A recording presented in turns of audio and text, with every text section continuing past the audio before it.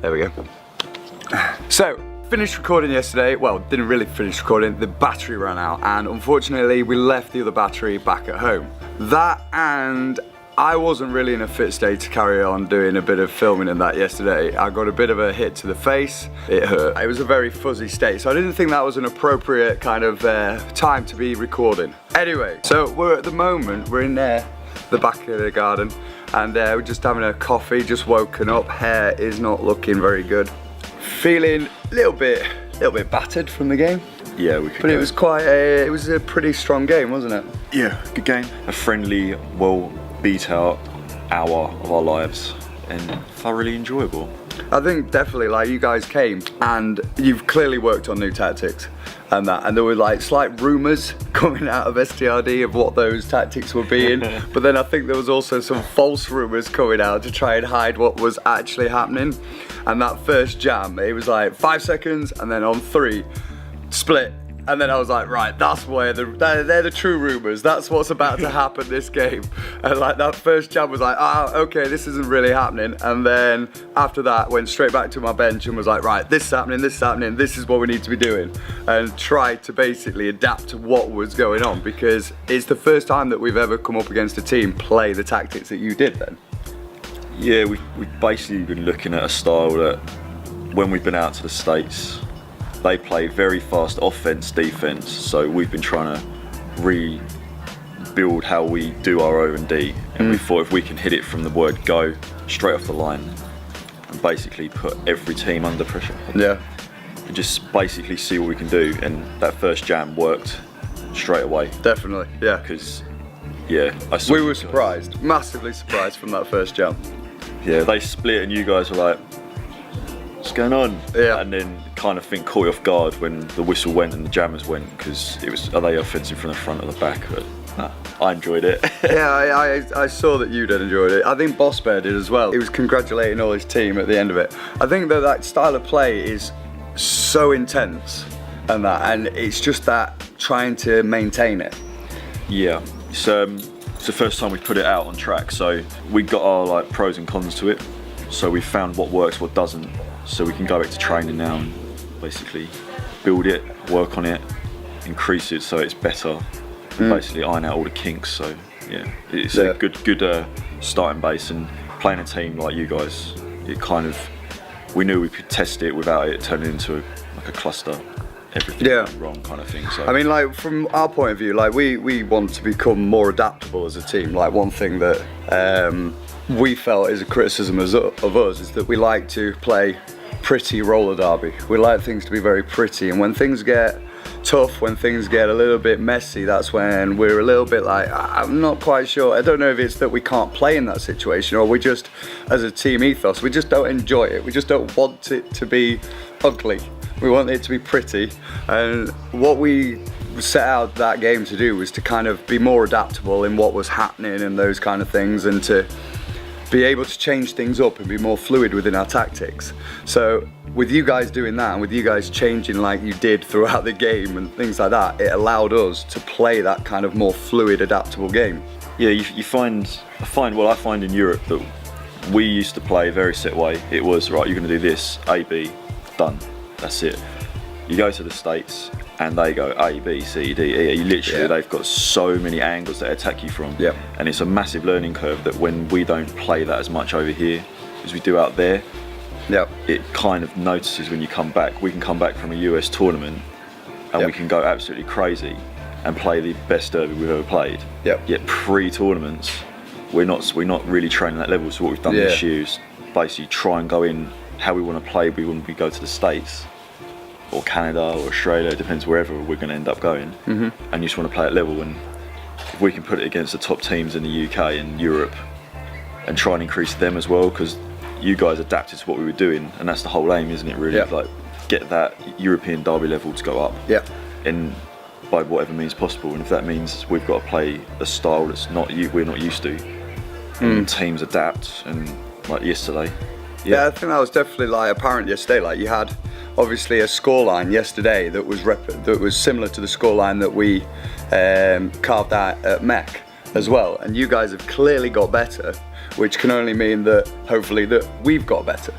So you've got, you guys are improving, we're improving, that means the European roller derby is improving. Yeah, I can be brutally honest that there were times I was coming against those walls, and the days of you guys overcommitting lines and stuff, and I used to have a party just running around you, they're gone. Yeah. They were not very existing yesterday. And we don't tend to recycle you that much, because we'd rather you just come and front up against our 3 wall and we'll just stay there. Recycling you back 10 feet is not an interest that we have.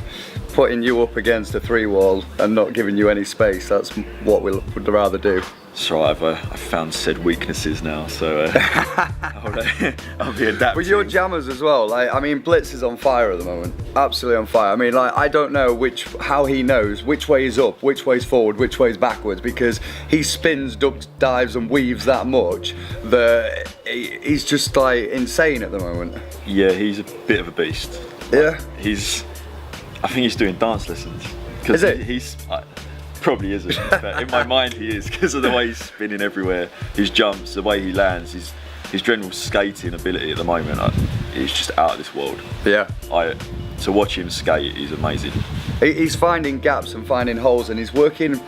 What I could see him doing is he's working, like, the blockers are spinning into him and spinning around him and things like that, but he's kind of counter spinning around that to use the spin of the blocker to allow him to then spin back around that blocker and that. And I mean, yeah. You would probably, I mean, we'll probably need Spectral to describe and explain the actual physics of way that's actually happening, but it works. When we get the chances, we hit up a little fun skate session on our Thursday nights off. We lay out cones, and he literally, his mind just goes, right, cones are set up here, right, we're going to try this, we're going to try this, and then we basically, what would you do, what would I do, and we basically work that.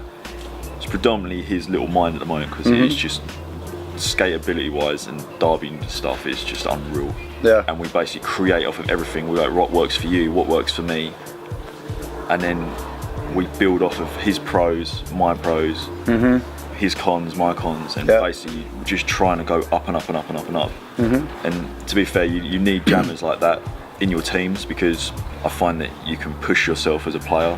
If you don't have other players that are like on that level, that are trying to find ways to break their boundaries and just go further, you're going to struggle when you're just coming up against them in tournaments. But so it's good to have him around. And I was impressed with your jam force, to be fair. Like Sully, we expect Sully to do what Sully does. He's young, he's athletic, and for some reason he's like a bleeding spring. He just bounces everywhere, and you never know where he's going. He's young. You spring back when you're young. Those were the days. Your other jammers though, like, there was a few times I think they got out on me, and I was having to chase them down. I was just like, I used to think, oh yeah, I'll go here, and normally they hug with me, and they weren't. Normally jammers try to like shadow me. Yesterday they didn't do that, which was different. I wasn't expecting some of that, so I was having to then counter, and it was just a bit too late. So they got, and it was like a chase down. But something that we tried to instill in our jammers yesterday, and it was something that we tried to instill in all of our games, is that we knew the game was going to be hard, and we pretty much, hand on heart, kind of knew that there was an outcome to the game. There was going to be an overall outcome to that game, but we could affect how positive or negative that outcome was going to be.